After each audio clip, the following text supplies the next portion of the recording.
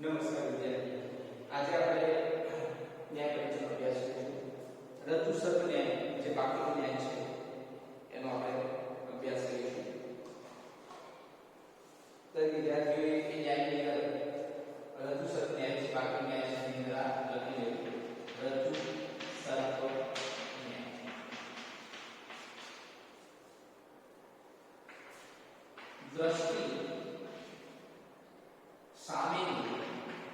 દ્રષ્ટિ સામેની વસ્તુ દ્રષ્ટિ સામેની વસ્તુ કે બાબતમાં દ્રષ્ટિ સામેની વસ્તુ કે બાબતમાં દ્રષ્ટિ સામેની વસ્તુ કે બાબતમાં દ્રષ્ટિ સામેની વસ્તુ કે બાબતમાં માણસ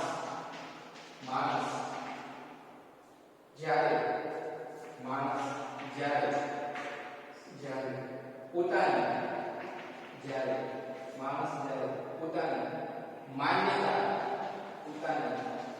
માન્યતા પ્રમાણે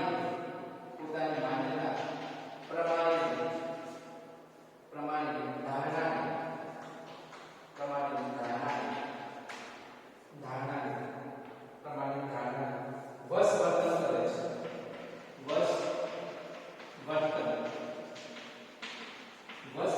કરે છે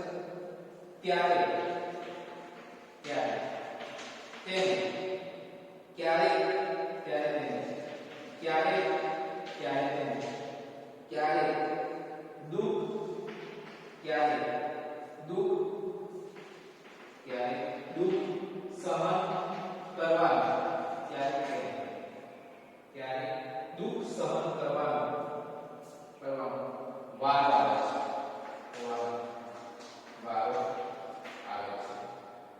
આવું ન બને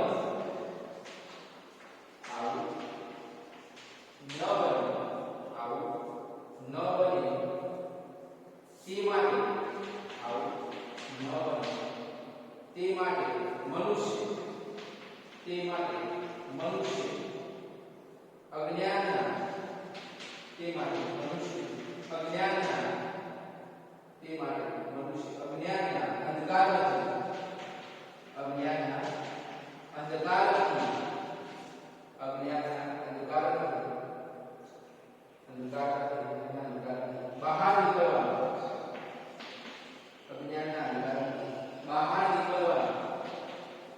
બહાર નીકળવાનું પ્રયાસ કરવો જોઈએ. બહાર નીકળવાનો પ્રયાસ કરવો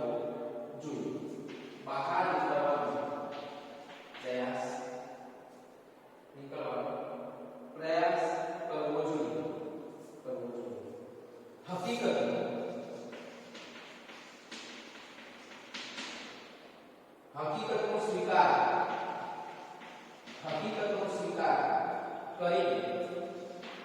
હકીકતનો સ્વીકાર કરીને પોતે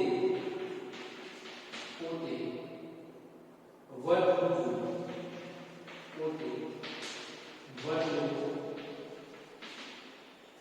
જોઈએ.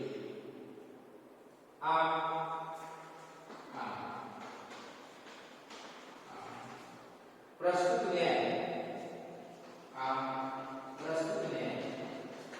બોધ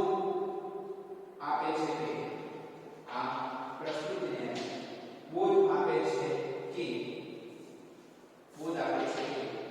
મનુષ્ય સંજોગો અનુસાર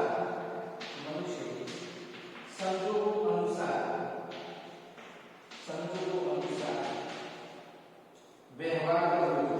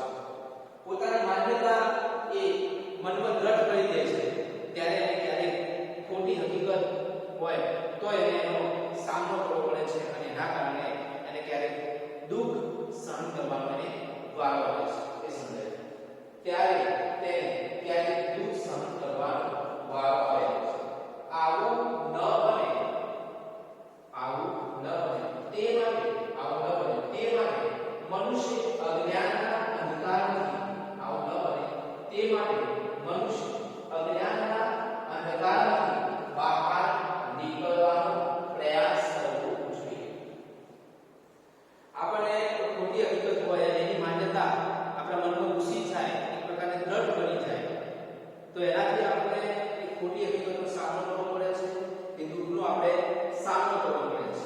એટલે એવું ન થાય, એવું ન થાય એના માટે સૌથી પહેલા તો એની જે ખોટી માન્યતા છે એને આપણા મનમાં દ્રઢ કરવી જોઈએ. ખોટી માન્યતા છે એ આપણે દ્રઢ કરવી જોઈએ. સાચી અને ખોટી હકીકત શું છે એ સૌથી પહેલા આપણે જાણવું જોઈએ. એમ આપણે આ અંધકારનું જે અજ્ઞાન છે, અંધકારનું જે આપણું અજ્ઞાન છે એ અજ્ઞાનને દૂર કરવું જોઈએ. અંધકારનું અજ્ઞાનને આપણે દૂર કરવું, અજ્ઞાનને અંધકારથી બહાર નીકળવાનો પ્રયાસ કરવો જોઈએ. એનો મતલબ કે અંધકારનું અજ્ઞાન, અજ્ઞાનનું અંધકાર આપણા મનમાં જે છે એ આપણે દૂર કરવું જોઈએ. એટલે કે એનાથી આપણે બહાર નીકળવું જોઈએ. અને આપણે વાસ્તવિકતા એટલે કે હકીકતનો સ્વીકાર કરીને પોતે વર્તવું જોઈએ. એટલે આપણે હકીકતનો સ્વીકાર કરવો, વાસ્તવિકતાનો આપણે સ્વીકાર કરી અને પછી આપણે એ પ્રમાણે વર્તન કરવું જોઈએ, એ પ્રમાણે આપણે કાર્ય કરવું જોઈએ. આ પ્રસ્તુત ન્યાય બોધ આપે છે કે મનુષ્ય સંજોગો અનુસાર વ્યવહાર કરવો જોઈએ. એટલે આ પ્રમાણે એ ન્યાય આપે છે કે મનુષ્ય સંજોગો અનુસાર વ્યવહાર કરવો જોઈએ. જે પ્રમાણે સંજોગો ઊભા થાય એ પ્રમાણે આપણે એ કાર્ય કરવું જોઈએ. આ ન્યાયનો બોધ એ આપે છે કે મનુષ્ય સાચી અને ખોટી હકીકતો હોય છે, સાચી અને ખોટી હકીકતો હોય છે. એ સાચી અને ખોટી હકીકત મનુષ્ય સૌથી પહેલા એની દ્રઢતાથી એને જાણવી જોઈએ. સાચી અને ખોટી હકીકતની જાણવી જોઈએ અને ત્યાર પછી એ સાચી અને ખોટી હકીકત છે એની માન્યતાને આપણા મનમાં દ્રઢ કરવી જોઈએ કે આ સાચી હકીકત છે અને આ ખોટી હકીકત છે. આપણા મનમાં એ રીતે જે ખોટી હકીકત હોય છે, જે અજ્ઞાનની અંધકાર છે, એમાંથી તો બહાર આવવાનું છે. એ માન્યતા આપણા મનથી દૂર કરવાની છે. ખોટી હકીકત છે, અજ્ઞાનની માન્યતા છે, એને આપણા મનથી બહાર કાઢી અને આપણે બહાર આવવાનું છે. અને એમ કરી અને આપણે સાચી હકીકત શું છે એનો સ્વીકાર કરવાનો છે. એને આપણે સમજાયું અગાઉના લેક્ચરમાં કે રજ્જુ અને સર્પ આ ન્યાયનો જે ભાગ છે, બરાબર, રજ્જુ સર્પ એનો બીજો ભાગ છે, બરાબર, કે જે જગ્યાએ સાપ હોતો જ નથી, જે જગ્યાએ સાપ હોતો જ નથી, પણ એ માન્યતા આપણા મનમાં ઘૂસી દેવામાં આવી છે કે સાપ છે. એટલે આપણે ત્યાં શું થાય છે એ ખોટી હકીકત છે. ખોટી હકીકત આપણા મનમાં દ્રઢ થઈ ગઈ છે કે એ સાપ રહે છે. એટલે આપણે ત્યાંથી જ્યારે પસાર થઈએ છીએ ત્યારે આપણે એવું લાગે છે કે એ સાપ છે. એટલે આપણને દોડવું હોય તો આપણને એમાં સાપની ભ્રાંતિ થાય છે, એટલે કે આપણને સાપ છે. તે ખોટી હકીકત આપણે આપણા મનમાં ઘૂસી દ્રઢ થઈ છે. પણ જો આપણે ખબર હોય કે ત્યાં સાપ નથી, ત્યાં દોડવું જ છે, એ દોડવું છે, અને જે જગ્યાએ સાપ હોય ત્યાં આપણને સાપની ખબર હોય, જે જગ્યાએ સાપ હોય ત્યાં આપણને સાપની ખબર હોય, તો આપણે આવી વાસ્તવિક હકીકત હોય તો આપણે એ અજ્ઞાનની અંધકારથી દૂર થઈ જઈએ. તો આપણે સાચી હકીકત હોય તો એનો આપણે હકીકતનો સ્વીકાર કરીને પોતે વર્તન કરવું જોઈએ. તો જ્યાં દોડવું હોય ત્યાં આપણે દોડવું છે કે આપણે ત્યાં કોઈ જાતનો ભય હોતો નથી, અને જ્યાં વાસ્તવિક ખરેખર સાપ હોય છે એટલે એની આપણે વાસ્તવિક જ્ઞાન છે તો આપણે ત્યાં જઈએ તો આપણે ત્યાં સાવચેતીપૂર્વક ત્યાંથી પસાર થઈ જઈએ. નહીંતર સાપ છે આપણે એવું લાગે કે દોડવું હશે, પણ જો વાસ્તવિક સાપ હોય તો આપણે નુકસાન કરે છે, આપણું જીવન નુકસાન થાય છે. એટલે આપણે એ બાબતનો પણ આપણે ધ્યાન આપવું જોઈએ કે સાપ કઈ જગ્યાએ છે અને દોડવું કઈ જગ્યાએ છે. એટલે સાપ શું છે, દોડવું કઈ જગ્યાએ છે, એ વાસ્તવિક હકીકતનો આપણે ખ્યાલ હોય તો આપણે એ વર્તન કરવું જોઈએ. અને મનુષ્ય છેલ્લે મનુષ્ય સંજોગો અનુસાર વ્યવહાર કરવો જોઈએ. એટલે કે મનુષ્ય જ્યારે દોડવું હોય ત્યારે દોડવું મન રાખી ત્યાં એ પ્રમાણે ત્યાં વર્તન કરવું જોઈએ. જ્યાં સાપ હોય, જ્યાં ભય છે, સાપ છે, ત્યાં એ પ્રમાણે વ્યવહાર કરવો જોઈએ. દરેક વિદ્યાર્થીએ આપણે ત્યાં લખી દેવાનું છે. કોઈ પણ શબ્દ બોલું છું, કોઈ વિદ્યાર્થી કોઈ શબ્દ મુશ્કેલ થઈ ગયું હોય તો લખી દેવું. રજ્જુ સર્પ ન્યાય. રજ્જુ સર્પ એનો બીજો ભાગ છે. દ્રષ્ટિ સામેની વસ્તુ કે બાબતમાં, દ્રષ્ટિ સામેની વસ્તુ કે બાબતમાં માણસ